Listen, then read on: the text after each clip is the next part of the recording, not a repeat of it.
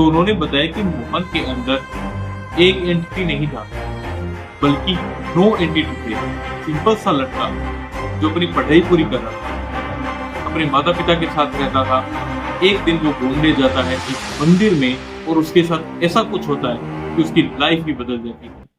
नमस्कार दोस्तों, स्वागत है आपका एक नई वीडियो में। आज हम जिस कहानी के बारे में बात करने वाले हैं वो कोई नॉर्मल कहानी नहीं है। वो एक ऐसे मंदिर की कहानी है जो अपने आप में एक रहस्य है, जो अपने चमत्कारों के लिए जाना जाता है। मैं बात कर रहा हूँ राजस्थान के मेहंदीपुर बालाजी मंदिर के बारे में, जो लोगों के अंदर से पैरानॉर्मल एंटिटी को बाहर निकालने के लिए जाना जाता है। इसे भारत के शक्तिशाली मंदिरों में से भी गिना जाता है। तो आज हम इसी के बारे में बात करेंगे।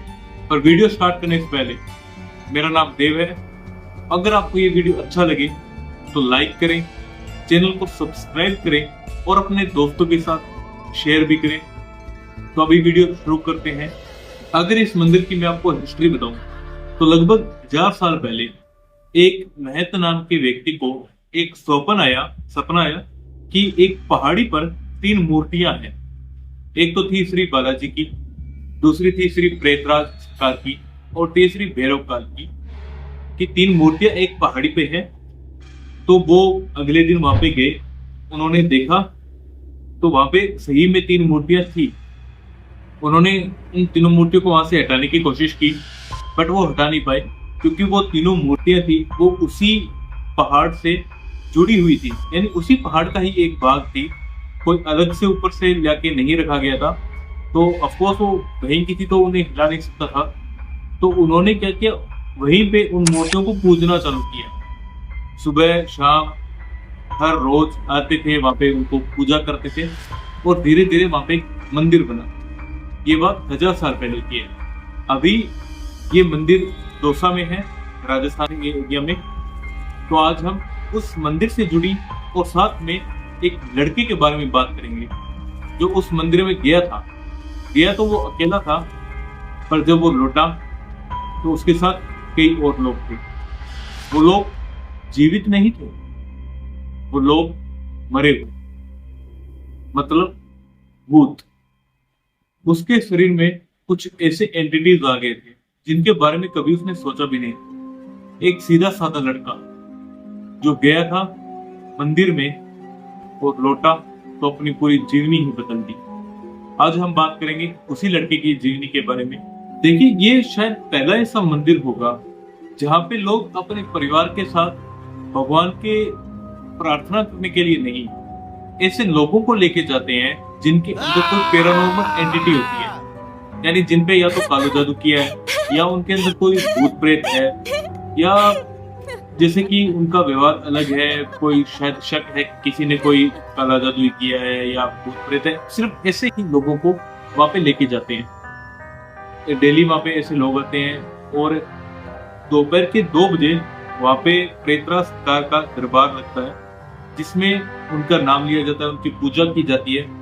तो जो ऐसे लोग होते हैं जिनके अंदर पैरानॉर्मल एंटिटी होती है, वो खुद ब खुद वहां पे नाचने लगते हैं, अब नॉर्मल बिहेव करते हैं थोड़ा, और उनके अंदर से वो एंटिटी निकल जाती है। तो ये क्या है कि थोड़ा अलग मंदिर है बाकी सभी से, तो इसके कुछ अलग रूल्स हैं। मैं आपको आगे चल के उन रूल्स के बारे में बताऊंगा। तो ये कितना खतरनाक मंदिर है वो आप अंदाजा लगा ही सकते हैं। ये कहानी एक मोहन नाम के लड़के की। मोहन एक सीधा साधा सा लड़का होता है, अपने परिवार से दूर एक कॉलेज में अपनी स्टडी पूरी कर रहा होता है। और जब उसकी स्टडी कंप्लीट होती है तो वो और उसके कुछ दोस्त वापस अपने घर पे आते हैं और वो कुछ वेकेशन का प्लान करते हैं कि हम अभी छुट्टियां हैं तो कई जगह घूम के आते हैं। तो वो अपनी ट्रिप में मेहंदीपुर बालाजी मंदिर को भी सिलेक्ट करते हैं कि हम जब टाइम मिलेगा तब हम इस मंदिर में भी जाएंगे। तो जैसा कि मैंने बताया, वो घूमने जाते हैं और उस मंदिर में चले गए। अब मोहन और उसके दोस्त जैसे ही प्रवेश करते हैं तो वहाँ के जो व्यवस्थापक होते हैं, जो सारी व्यवस्था को संभालते हैं, कौन कब आया, उन किसने नियमों का पालन किया, उसकी वो जांच करते रहते हैं। तो वहीं पे जब अंदर जाते हैं तो दीवार पे रूल्स लिखे हुए थे, उस मंदिर के अपने अलग रूल। वो रूल क्या थे मैं आपको बताता हूँ कि अगर आप इस मंदिर में प्रवेश किए तो आप अपने मोबाइल से कोई भी फोटो वीडियो नहीं ले सकते। आप किसी भी व्यक्ति को देख के मुस्कुरा नहीं सकते। आप वहां से प्रसाद अपने घर पे भी नहीं ले जा सकते। और तो और अगर आपने वहां से कोई चीजें ली है, कोई वस्तु ले लिया, चाहे वो नॉर्मल कैसे भी, आप उसको भी अपने साथ घर पे नहीं ले जा सकते। एंड लास्ट और वेरी इंपॉर्टेंट, आप जब भी मंदिर से निकलो तो आप पीछे मुड़ के भी नहीं देख सकते। इसके अलावा भी 2-4 और नियम थे, बट इंपॉर्टेंट नियम यही थे जिनका विशेष तौर से कड़ी सतर्कता से ध्यान रखना था। आजकल के लड़के थे मोहन और उसके दोस्त, वो ज्यादा इसका विश्वास नहीं करते। उन्होंने समझा कि शायद व्यवस्था बनाए रखने के लिए और अपना थोड़ा ऐसे माहौल क्रिएट करने के लिए ये रूल्स दिए हैं, तो वो ज्यादा उन पर ध्यान नहीं देते। और जैसे ही वो अंदर जाते हैं तो वो दूसरी या तीसरी मंजिल पे चले जाते हैं। तो दोपहर के 2 बजे हुए थे और प्रयागराज सरकार का दरबार लगा हुआ था, जिसमें वो सभी औरतें और जो भी व्यक्ति थे उनका उपचार हो रहा था, ताकि पूजा की जा रही थी और वो अब नॉर्मल बिहेव कर रहे थे, मुस्कुरा रहे थे, डांस कर रहे थे एंड ऑल, ऐसा कुछ कर रहे थे। और मोहन और उसके दोस्त ऊपर से ये देख के हंस रहे थे। तो पहला रूल तो उन्होंने वहीं पे ब्रेक कर दिया कि वो सभी उन चीजों को देख के उनकी हंसी निकल रही थी। साथ ही में मोहन एक और काम कर रहा था कि वो अपने फोन से वीडियो बना रहा था, क्योंकि मोहन को ऐसा लग रहा था कि ये जो रूल्स बताए हैं, ये जो बातें कहते हैं कि इसके अंदर ऐसा नहीं करना चाहिए, कुछ गलत हो सकता है, उसको इतना विश्वास नहीं था। क्योंकि वो एक बहुत पढ़े लिखे परिवार से था, आज की जनरेशन थी और एक 19 साल का लड़का था, तो वो इतना नहीं मानता था। और साथ में उसके दोस्त थे, तो उसने इन चीजों को बड़ी लाइटली लिया। और यहां तक मैं आपको बताऊं कि इसके बाद जब उन्होंने वो सारा देखा, पूजा वगैरह हो गई, तो वो जाने लगे। तो सभी ने वहां से प्रसाद लिया। मोहन के अलावा बाकी सभी दोस्तों ने वहीं पे प्रसाद खाया, रुके और चल दिए। बट मोहन ने क्या किया, मोहन ने वहां से लड्डू लिए और अपने साथ अपने बैग में ले लिए। उसने सोचा कि मैं घर पे जाके खाऊंगा और देखूंगा कि क्या कुछ सच में होता है या ये कोई अफवाह है। तो उसने अपने साथ लिए। उसके दोस्तों ने मना किया था कि ऐसा मत करो, क्योंकि हम वो लाइटली ले रहे हैं चीजों को। यहाँ पे हम देख रहे हैं कि सैकड़ों लोग आ रहे हैं, उनका किस तरह से वो बिहेव कर रहे हैं, तो हमें इतना लाइटली नहीं लेना चाहिए चीजों को। बट वो मोहन इन सभी चीजों को एकदम अवॉइड कर रहा था। फिर जब मोहन बाहर निकला तो उसने देखा कि उसके जो जूते हैं वो वहां पे नहीं। उसने इधर उधर देखे तो नहीं मिले, पर अब उसको जाना तो था, तो उसने वहीं पे रखे हुए जूतों को ले लिया और इसी दौरान उसने पीछे मुड़ के भी देखा। तो यहाँ पे सीधी सी बात यह है कि मोहन ने सिर्फ एक नहीं बल्कि 3 या 4 या कहूं तो सारे ही नियम, सभी ही नियम को तोड़ दिया। एक भी नियमों को नहीं माना और सारे के सारे नियम तोड़ दिए। जब मोहन शाम को घर पे आया तो उनके माता पिता के बारे में बताऊं तो वो काफी पढ़े हुए थे, काफी वेल एजुकेटेड थे, बट उसके साथ साथ वो बहुत आध्यात्मिक भी थे। वह शाम दोनों टाइम पे पूजा करनी घर में, काफी आध्यात्मिक लोग थे और बताए तो पढ़े हुए बहुत थे। तो इस चीजों में उनका भी विश्वास बहुत कम था। मैं बताऊंगा आपको, आगे चल के पता चलेगा। तो जब मोहन घर पे पहुंचा तो उसके पिताजी ने बड़े आराम से कहा कि मोहन हाथ मुंह धो लो और अभी हम पूजा करते हैं। मोहन ने इस चीज पे बिल्कुल भी ध्यान नहीं दिया, क्योंकि उनके माता पिता और मोहन तीनों साथ मिलके ही हमेशा पूजा पाठ करते थे जब भी वो घर पे होते थे। तो आज जब मोहन ने बिल्कुल भी अवॉइड किया तो वो थोड़ा सा हैरान करने वाला लगा उन्हें। तो मोहन के पिताजी गए, उन्होंने आराम से उसके कंधे पे हाथ रखा और कहा कि मोहन चलो हम पूजा करते हैं। तो मोहन कुछ नहीं बोला और सिर्फ इतना कहा कि मेरे कंधे से हाथ हटा लो वरना कोई भी जिंदा नहीं बचेगा, दोबारा मेरे कंधे पे हाथ मत रखना। कि जब भी मोहन ने कहा। तो ये बहुत ही उनके लिए, माता पिता के लिए बड़ा सरप्राइजिंग था, हैरान करने वाला था। उन्होंने सोचा कि मोहन कभी भी ऐसा बिहेव नहीं करता है। मोहन एक बड़ा ही सीधा साधा लड़का है, अपने काम से काम करता है। तो उसने जब पहली बार ऐसा बोला तो उसके माता पिता को बड़ा ही हैरानी हुई। उन्होंने सोचा कि शायद ये इतने दिनों से बाहर था, हो सकता है इसका स्वास्थ्य सही नहीं होगा, कोई थोड़ा तनाव होगा, कोई दोस्तों के साथ कोई होगी अनबन, तो शायद इसलिए इसने बोला होगा। बट जैसा कि वो अपने बेटे का बहुत ख्याल रखते थे, तो उन्होंने सोचा कि आज की रात हम अपने बेटे के साथ उसी के ही कमरे में सोएंगे। तो तकरीबन रात के 2-3 बजे की बात है। तो मोहन के पिताजी को कुछ आवाजें आ रही है, आवाज लाइक कि 4-5 व्यक्ति हंस हंस के बातें कर रहे हैं। आवाजें आती गई और मोहन के पिताजी उठ गए। उन्होंने अपने बेड से झांका तो कमरे में कोई नहीं था। फिर उन्होंने मोहन के बेड की ओर देखा तो मोहन वहां पे नहीं था। जी हाँ, मोहन वहां पे नहीं था। तो मोहन के पिताजी उठे और उन्हें ध्यान से सुना तो बाहर आंगन से आवाज आ रही। वो दबे पांव बाहर गए। उन्होंने देखा कि मोहन बाहर आंगन में सोफे पे बैठा है और अपने ही आप से बात कर रहा है। उसके पास में कोई भी नहीं है। लिटरली ये पूरा शौक था मोहन के पिता के लिए, क्योंकि वो देख रहे थे कि मोहन के आसपास कोई भी नहीं है और वो जोर जोर से इसे बात कर रहा है कि हाँ तू टेंशन मत ले, मैं कर दूंगा, ये में तेरा काम भी हो जाएगा, प्लीज मेरे को बचा लो, ऐसा कुछ वो बोल रहे था। तब मोहन के पिताजी ने जोर से बोला मोहन, तो मोहन को वो अपने कमरे में वापस लेके आए, उसको सुला दिया और खुद भी सो गए। फिर मोहन के पिताजी को फोन आया कि सर मैंने आपके बेटे को बाहर के नाले के पास देखा है, नाला सर उसके पास देखा है। तो मोहन के पिताजी उठे। उन्होंने पहले सभी कमरों में देखा, पूरे घर में देखा कि मोहन कहीं नहीं है। तो फिर वो बाहर गए और उन्होंने देखा कि मोहन लिटरली उस नाले के अंदर की गंदगी को खा रहा था अपने हाथों से। और वहां के लोग थे वो देख रहे थे, उसको छुड़ाने की कोशिश भी कर रहे थे, पर मोहन एकदम पागलों की तरह व्यवहार कर रहा था। वो उनको मार रहा था, चीख रहा था, उनपे वो फेंक भी रहा था और खुद खा रहा था।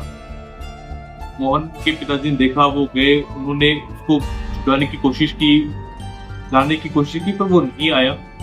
बहुत टाइम के बाद वो खुद ब खुद घर पे आ गया और तभी मोहन के माता पिता ये डिसाइड करते हैं कि मोहन की शायद मानसिक स्थिति सही नहीं है, उन्हें साइकियाट्रिस्ट के पास दिखाना चाहिए, नहीं कि ऐसे मनोवैज्ञानिक के पास दिखाना चाहिए जो मोहन का इलाज सही से कर सके।